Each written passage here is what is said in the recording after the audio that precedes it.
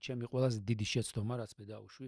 ანუ ჩემი იდეა იყო ის, რომ აი მაგალითად მასაჟისტი, ამერიკელი მასაჟისტი აკეთებს მასაჟს, კლიენტი ურეკავს, ყურმილს ვერ იღებს, იმიტომ რომ დაკავებულია და ფულს კარგავს.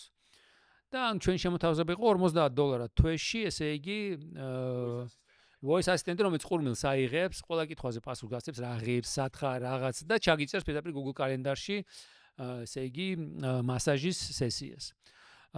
იმ ხანგრძლივობის მიხედვით და იმ ხელმისაწვდომობის მიხედვით, ანუ ხედავს AI ყველაფერს რამდენად დაკავებული არის შილიკანიდან და პირდაპირ თავისუფალ მასში ჩაგიწერს. მოკლედ, ანუ ჩემი იდეა იყო, რომ ეს გავაკეთეთ, ესე იგი მასაჟისტებისთვის, ოჯახის ექიმებისთვის, აუცილებლად ბევრი სხვადასხვა ადვოკატებისთვის და ასე შემდეგ და გავუშვი ამერიკაში კამპანია, ანუ დავხარჯე რაღაც $10,000 ამ რეკლამაში. მაგრამ პრობლემა იყო იმაში, რომ არავის არ სჯეროდა რეალურად. ანუ შევდიოდი, ანუ კოლებზე შევდიოდი პირდაპირ მასაჟისტთან, შევდივარ კოლზე. მასაჟისტი მიყვება ზუსტად ამ პრობლემას, რაც მე მოვყევი ახლა, რომ მასაჟს ვაკეთებ, მირეკავენ ტიპები, ყურმილს ვერ ვიღებ და ვკარგავ ფულს, იმიტომ რომ სხვებს ურეკავენ ისინი.